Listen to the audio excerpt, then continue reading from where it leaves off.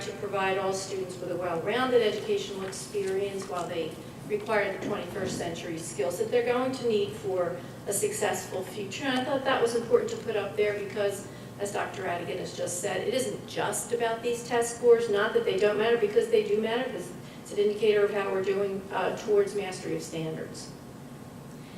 I put some district demographics in here. This is really just taken right off of our website. We do offer 19 advanced placement courses. It talks about the experience of our teachers, the average years of experience, almost 16 years. The average experience in Pennridge with our teachers is just about 14 years.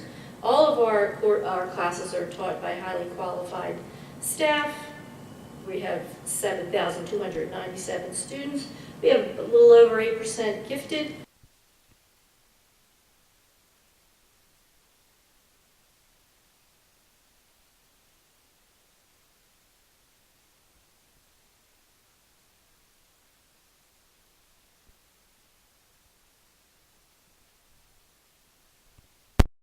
That we have not a very diverse population here.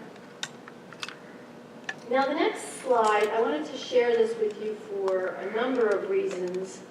You'll see that these three categories, economically disadvantaged, English language learner, and special education. When I talk about the SPP score, we're really talking about the historically underperforming students, which is this demographic. So you're going to be hearing that a couple of times, historically underperforming, which fall into these categories. But I don't know whether or not this is surprising that our economically disadvantaged students at that high rate at Pennridge. I mean, you know, when I was looking at those, I was surprised that they're significantly, they're high. And then you look at our English language learners, you'll see it's the highest because that's where our students go for their magnet school. We're almost 15% as a district in special education, but when you look down that column and you look at the schools, some of them with higher numbers, like South Middle School, Sellersville as well, they have district classes there. So it isn't just their student population. So if you're a student who has autism, you might be going to one school as opposed to your home school. That's why those numbers look different. Does that make sense? That's what they are. Do you want to? Oh, okay. The next slide is our class of 2016. I thought it would be interesting. I mean, you see this here. 60% of our students went to a four-year college, 19% a two-year college, right? And some other options, 4% into the military, 13% in the workforce. The next page, there's a lot of pages after that. I think there are over 100 schools. We never really reported all of the schools that our students go to, so we thought that would, we wanted to share it with you, basically. So you'll see 99 of our students went to Bucks County Community College, but a lot of our students go to a lot of different places. There are over 100 schools here, so I just wanted to share that with you. We have students going to the Culinary Institute, of Arts, and we have Virginia Tech and Brigham Young and the University of the Sciences and Cornell. I mean, it's fabulous. Gettysburg. There's just such an interesting diversity of schools. So I just wanted to let you know that that's where our students go. There's over 100 schools that at most of these, especially on the last page, just one student went there, but that's a lot of different schools they're choosing from. So, does anyone have any questions just on the demographics or anything like that before I move into the test scores? Dr. Cornell? Just a comment, Dr. Scheid. Okay. And you and I have already talked about this, but when I look at that high school special education number, it makes absolutely no sense. Never in my many years here have special education students disappeared at the high school. They don't disappear. And the mathematics here, 5% of the 15% that we have normally have disappeared at the high school. So I'm glad you brought that up, because I did do some investigation. We couldn't figure that one out either. And we had combinations of numbers and what's going on from the, the number of students at the middle school coming into the high school. But as that was teased out, it was that a lower percentage of those students coming from the middle school that year to the high school were 8th graders moving into 9th graders, and the larger percentage of the high percentage of middle school were in 6th and 7th grade, so we haven't seen them yet. So that's what caused the difference in the scores. Partly there were students who were exited from special education, and you don't have that many students who exit. I mean, when you look at the number that we looked at, it's not that. But there is a combination of things that happen there. But there is a larger percent then that are coming up the next year who weren't in 8th grade last year. Either way, it's a high number, at our middle level. But it's a high, the 15% is a number that has been more or less the district number for years, right? 14, 15, 16, in that neighborhood, not changing much from year to year. Now, it isn't typically broken out as you have done it here, school by school, but it's still very surprising to me that the numbers are varying that much. What you're saying now is they're varying that much by grade level, basically. It is. It's a pocket. Some schools have really high percentage of special education students. But anyway, and that's what happened this past year with the high school being at the 10, because we went through that. We teased it out every which way you could. So let's get on to what the school performance profile actually is. I have a question. Oh, sure. About the college choices. Is this posted anywhere online for people to see? It's not posted online, but I can post this online. This comes right from Navion, so I can post that. Yeah, and then maybe it might be more useful to people just to have an alphabetical listing. Sure. And I don't know that they need to, I don't know if they need the numbers, but I think it would be easier to find a school that you were looking for if they were alphabetical. Absolutely, we can do that. I'll post that alphabetically. I wanted to just review what the SPP score is comprised of, and then I'll go through what happened at elementary, what happened at middle, and what happened at the high school. So when the state calculates this, the academic achievement is worth 40%, and what that means is the actual, your performance on PSSA or Keystone, or the PASA. The PASA is an alternative assessment for special education students who meet certain criteria. So that's a big chunk. So our achievement scores were worth 40%. And then they have these other categories, closing the achievement gap for all students. Now that's going to be 5% of the SPP, but that includes everybody. So that includes your special education students and economically disadvantaged. Everybody is all in the one group of 5%.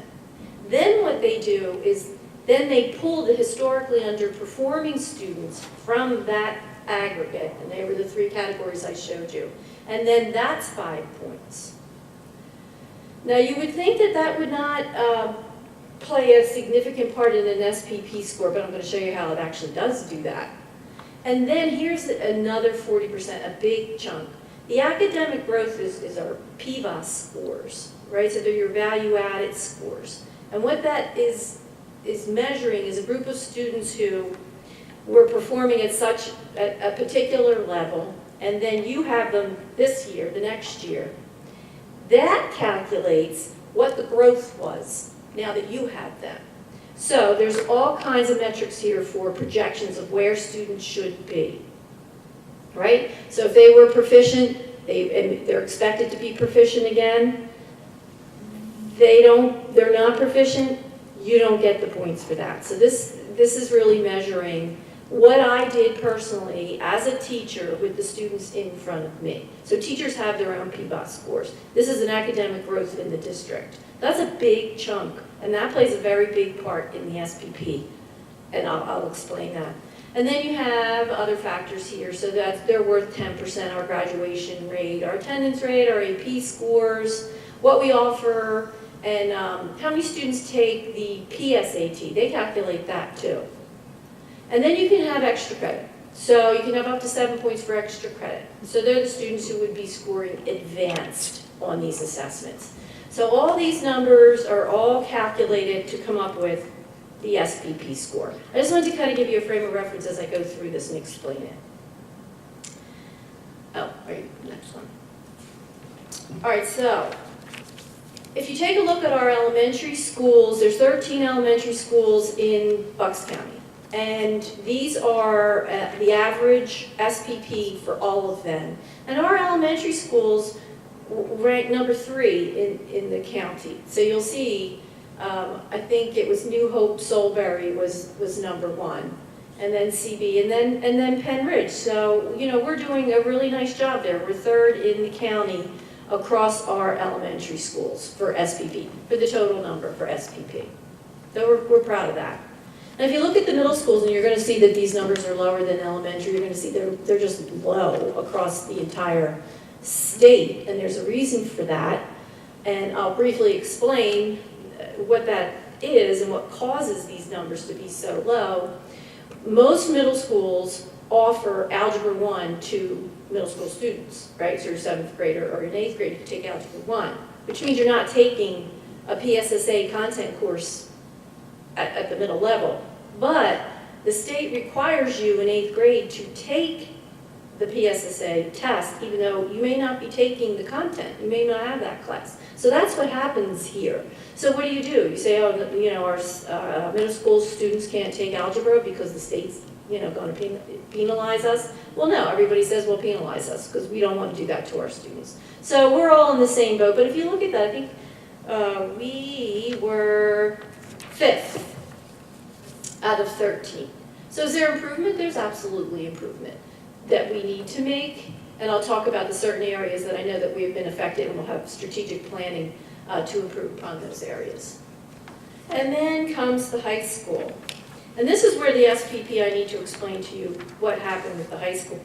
We're ranking here 7, I think, out of 13. And we were really disappointed in that score. And, you know, the scores were wrong in the beginning, and then the state corrected them, and that did not help us. So the SPP calculations will help explain that number of 75.6. When I took last year's high school at 87.8 and measured it against this year's score, our achievement level, which is 40% of that total score, our achievement level was, this year we're at 71 for algebra, for math and algebra, last year 75. This year 84 for ELA, last year 90.7. And science and biology, we were at 63 last year, and we're at 82.4 this year. And then our industry standards, we're at 86, and last year we were 87. So there's some differences in achievement scores, but that's not really the whole picture here. So the comparison then, if you keep on going down, I'm talking about closing achievement gaps, that's where the problem came in. So where we have the responsibility of closing the achievement gaps for historically underperforming students, we lost a lot of points because last year the numbers indicated that we were meeting, closing the gap for our underachieving students, and this year our numbers are much lower. So, for example, here's a prime example. For ELA to meet the historically underachieving achievement gap, we had 100% last year and 0 this year, or was that, yeah, 0 this year. That's like huge. So what were some of those things that are going on that students who were projected to be proficient weren't proficient? Or students who were bubbled out of basic and expected to move to proficient? That is what we're looking at, because that is why our PSSA score overall dropped 12 points from last year. Do we have to work on achievement? Yes, because we need to continue to work on our achievement scores, and I'm going to show you how we're going to do that. But meeting the needs of the special education economically disadvantaged group, those subgroups, we need to strategically get in there and help move them. So as you heard Mrs. Cotner-Davis talk about that, I mean, we were at a point where we were scheduling students who didn't pass the Keystone and requiring them to take a course that maybe they didn't want to take, or prevented them from taking what they wanted to take. And there was some pushback that, and we agreed that, you know what, these scores are important, but we want well-rounded students, and we don't want to prevent them from taking courses that they want to take. So that last proposal gives us some opportunity to strategically work with particular students, targeted instruction to say, this is what we'll provide you 3 days out, 6 days cycle to support you, to move you forward. So that's one of the things that we'll talk about. But overall, if comparing last year's, what was that, 87.8 to this year's, those points predominantly came from PVAS and closing the achievement gap. And that's not okay, and we know that. And I will talk about the plans as we move forward, but that's what that means. So you're going to see not a lot of variability in the PSSA English Language Arts. If you look at 14, 15, 15, 16, and you're looking at the percentage of students who were proficient or advanced, really there was no change in general ed. There was very limited change in special ed, but you can see that the percentage of students in special ed meeting those levels are far less than general ed student. I mean, that is the obvious here, that that's who we have to be working with as well. And if you flip to math, actually overall there was an increase in proficiency scores in math in the general education. There was like a slight, 24% to 28% of our special ed. So what we're doing, and I can explain some of this too, what we're doing in math that differs from what you're doing in reading, in ELA, in special ed is replacement curriculum.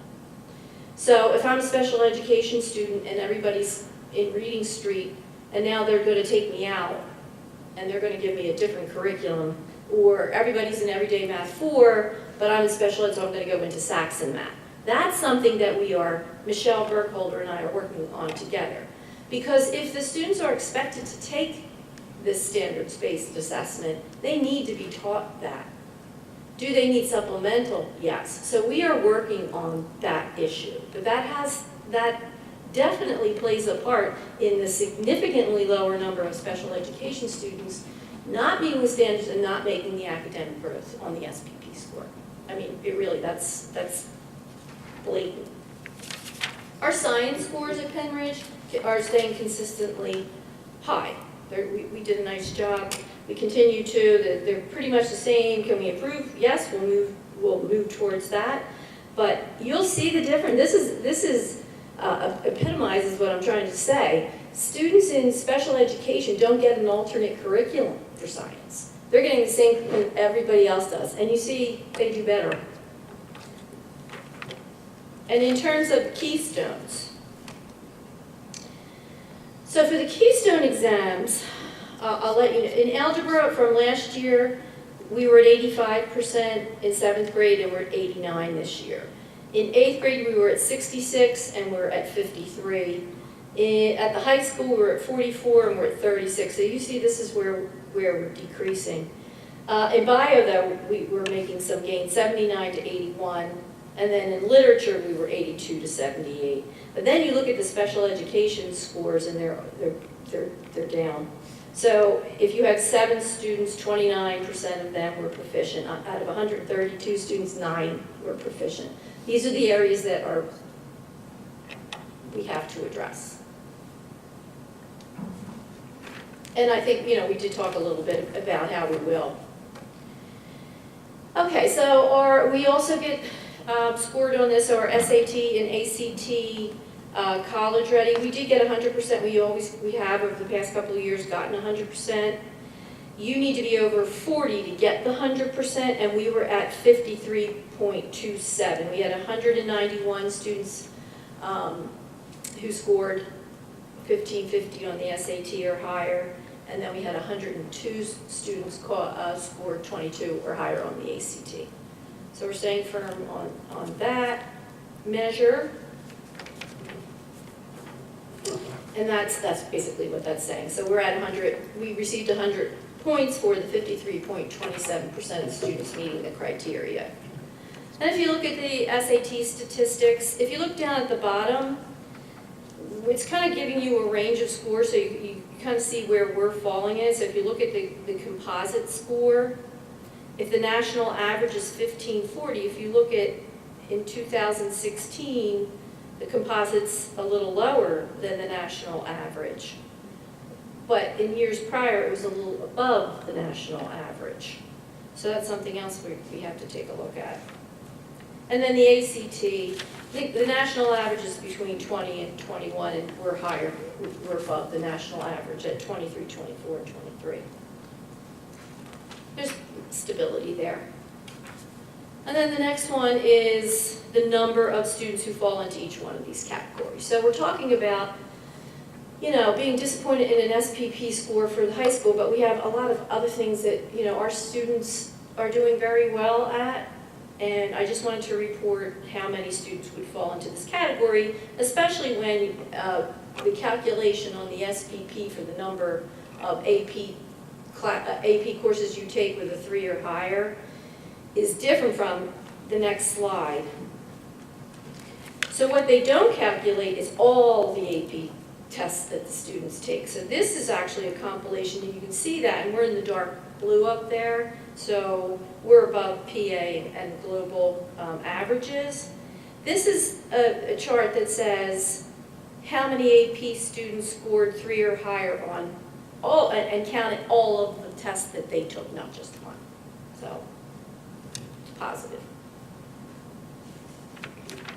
And then the next slides, I just really wanted to kind of hit home that, yes, these are measuring academic success or areas that we need to improve on, but we're more than that. We talked a lot about our cyber programs tonight. We have Central Bucks coming out to see what we're doing with Canvas, and school districts calling to say, hey, what are you doing over at Pennridge? Oh, your 21st Century Learning Night was incredible. We need to see that. So a lot of other wonderful things are going on here too. So we have clubs for our middle schools. We have activities. You know, our high school offers a lot for students, the debate club, and these are Wordle, so a lot of different things that came up that we offer our students. And we have high school sports and activities and band and wonderful things that go on in our district. However, there isn't any question that we have particular areas to improve upon.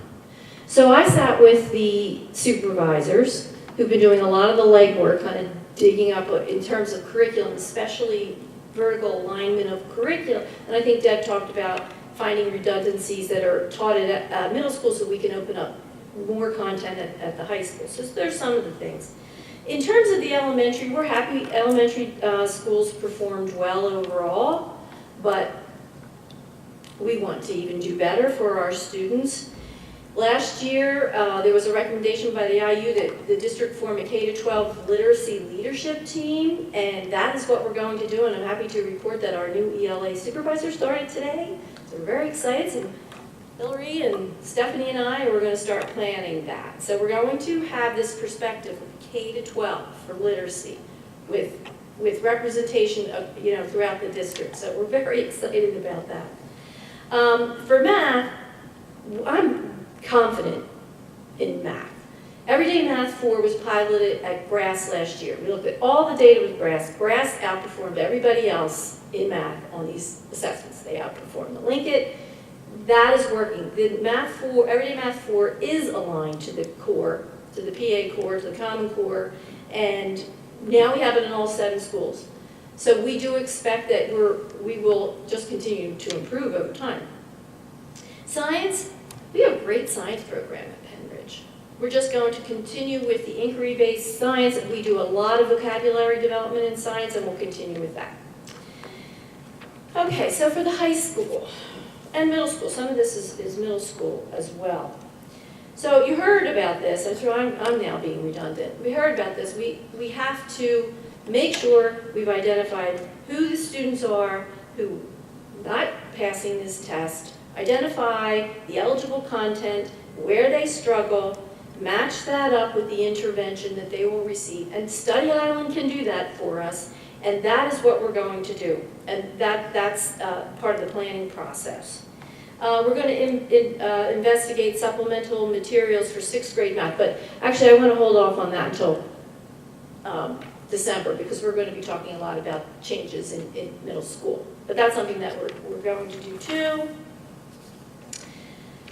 All the supervisors are working with our teachers so they know and understand what the eligible content is, what the assessment anchors are, what do they mean, how can we plan our instruction even differently, not even through remediation, just through the natural course of the school year. Now, how am I going to know what's happening if the students are learning or not? The high school now is instituting benchmark assessments. So now, like the middle school and the elementary school, that we have been doing the benchmark assessments, the high school is going to do that.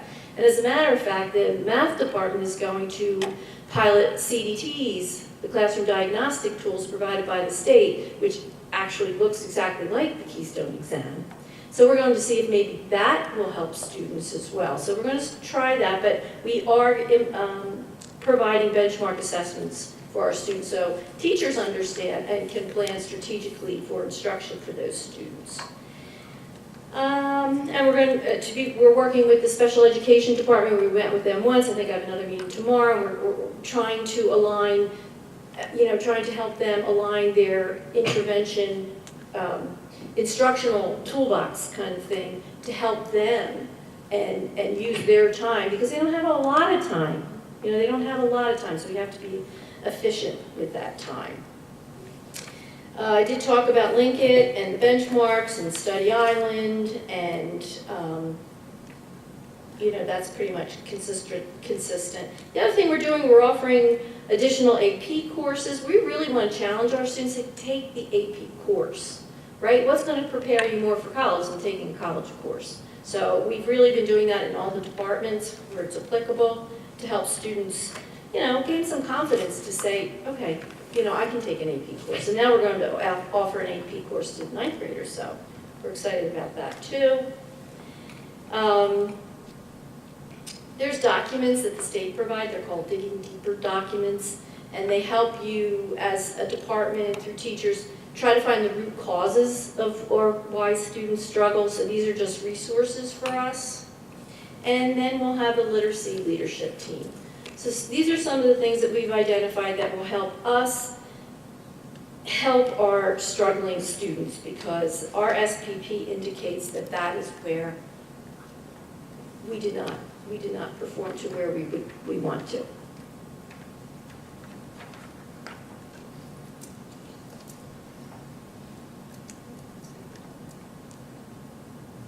That's a lot of information. It is a lot. I know, it's hard to digest.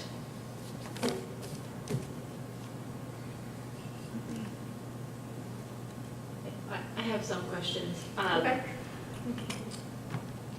So I believe it was, on page 14,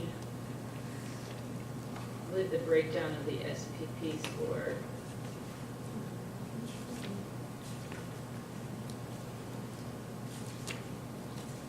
Right, it says the other factors are 10%. So I have a couple questions. So the graduation rates, promotion rates, attendance rates, and then AP scores or college credit offered, is that based on how many students take, like what percentage of the students take the AP exam of the ones who enrolled? And or, what percentage scored 3 or higher? But It's both. There's two things that go on. It's how many students scored 3 or higher on at least one AP exam. Then you get credit if you offer AP courses in the 4 areas. So you get credit for both of those things. What do you mean the 4 areas? Like What? Science? Yes, and math, and yes. English? And if you offer AP courses in 4, you get the total point for that. But what about the number of students who are who take the exam from the class? Because we don't require students to take the exam, so is that one of the scores also? It's the score of the students who are taking the test, and they're reporting the scores. But they don't look at, I thought they looked at the number of students who actually just take the exam. Well, they do. Well, yeah, yes, that's included. The number of students who take the exam, the number of students who score 3 or higher on the exam. So I'm just saying, some of the schools who score higher, I mean, that's something that's like an easy change, right? I'm just wondering how many points you get from that by just saying, well, now you're required to take the AP exam. If you take an AP class, you're required to take an AP exam. I'm wondering, and then obviously there would have to be discussion of whether that's worthwhile, but I know there are schools in the area who require students who take an AP class to take the AP exam. And I mean, they don't pay for it, they just say, if you're signing up, know that you have to take the exam. Yep, and that's something that we could. There are districts who do that. There are districts who get points for PSATs, and there are districts who pay for that. Right, and that's my other question. So I would like to know, like, how many, I mean, if you can even know or figure out how that would affect our SPP score if we required students to take AP exams and if we had all students take the PSAT. I could give you a figure on that. I could calculate that and let you know. And with the PSAT, I mean, the AP test, I mean, kids can make their own assessment of whether it's beneficial or not, and depending on what they're going to do in school, and that's hard to gauge because every college treats it differently. But the PSATs, I mean, is there a benefit? Do the students greatly benefit by taking PSAT? And I would think now with the Khan Academy, the way that you can, once you take the PSAT and you go into the system, it gives you that analysis online. You don't have to go through and figure it out yourself. It says these are the areas that you need to study in order to perform better on the SAT. So I would think that would be, beneficial to students to take the PSAT. So I think it's something that we should consider at least, and I know it's a budget item, but at least have the discussion. Do we want to, have the PSAT in school and require all students to take it and then have the district pay for it? And then again, how would it impact our SPP? Because they seem like, the other things we don't, you don't know what kind of return you're going to get. These seem like simple things to change. I wonder if those schools, do you think they get a lower rate? The schools that have every student take the PSAT, are they getting a lower price per test since they're I don't think so.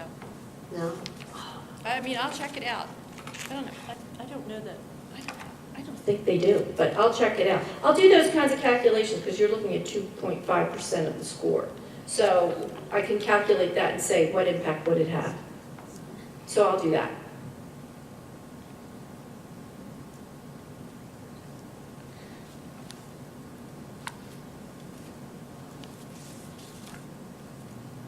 Any other questions? No? Well, thank you, Dr. Scheid. Thank you. I'll note that we do have another curriculum committee meeting scheduled. Actually, it's the first one after the reorganization meeting. It's scheduled for Monday, December 12th. And we will be talking about the middle school proposals, at least primarily that night. They are exciting. So at this point, we're to public comment. What a surprise.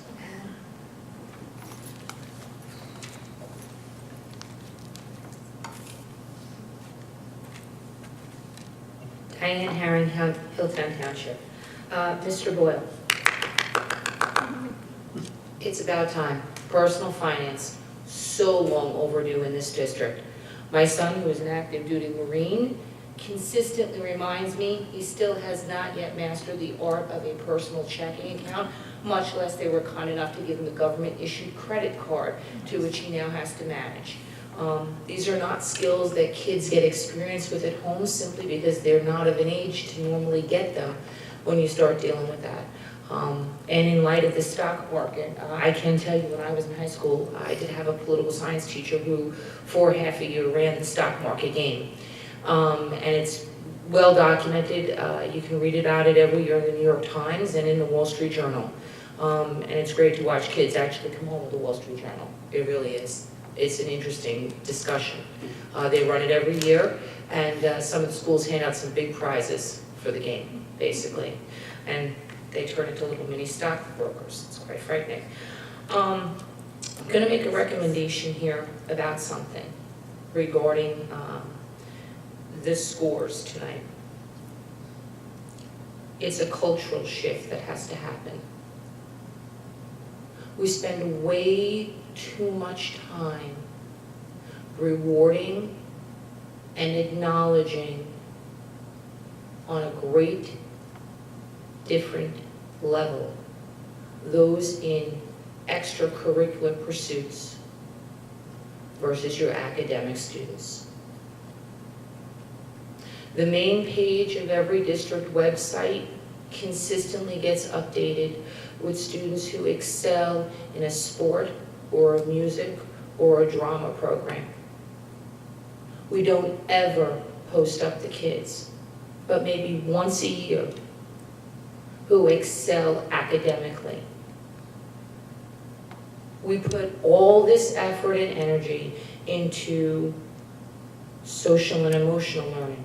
We're rewriting curriculums. How about we take that energy and close the achievement gap with it? I'm glad Mrs. Yardley has the influence enough to say, well, there's an option. Why don't we tell the kids and give them an SAT prep class? That's academic focused. Seriously, we have a cultural issue here. You want to close the achievement gap? Change the culture. Start rewarding kids for academic performance.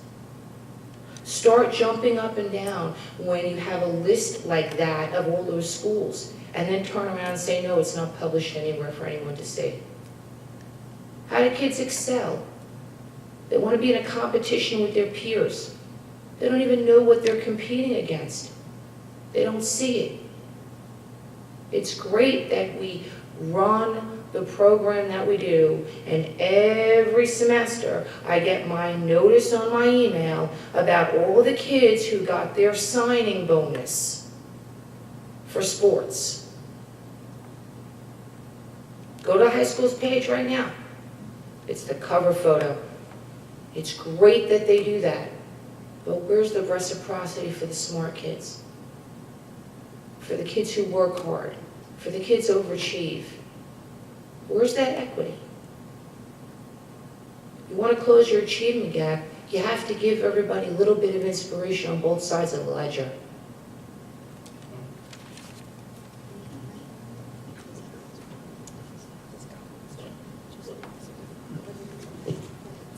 Go ahead, Mrs.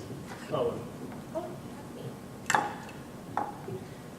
We're glad that you brought that up, but just so everyone knows, it's something that we've been talking about quite a lot, actually, to start recognizing more consistently the academic along with the other extracurricular activities. So thank you for bringing it up, and just know that behind the scenes, maybe we've been talking about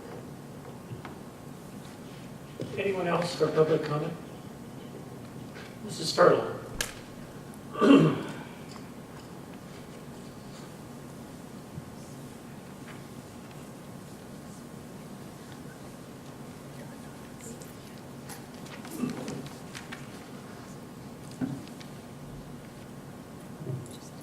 Sue Furlong, West Rock Hill Township. I think it's great on the history item to see history through the eyes of people besides the politicians and maybe the business magnates, and to go ahead and look at our subgroups. I just hope that this is not a negative thing where, I hope it's where we take those subgroups and we talk about what they have achieved, not how they were victimized, to make our country. I don't want to run down our country. I don't mind building up subgroups. I think that we need to do that, but I don't want us to do that at the expense of the honor that we have for our country. So I'm not sure what your text is, but I would like for you to keep an eye on that so that it's a celebration of the subgroups and not a denigration of our country. And I will look for that. The other thing too is class sizes. You're introducing like the history of the film and some other classes and things. I think you still need to maintain a high count in your classes. Here again, previously I had noticed where we had so many courses with fewer than 20 students per class. And I think it's important, especially since, taxes keep getting raised and things like that, that these are courses that are actually interesting to a number of students, not just a few students. And if there's not the interest there to maintain a decent class size, that the course not be offered or be dropped. We can't afford to accommodate the tastes of 12 students or 13 students. If we don't have a sufficient number of students signing up for these classes, then we don't need to offer them. Those would be my 2 remarks about what I heard tonight. Thank you. Anyone else? Not? We're adjourned. Thank you for coming.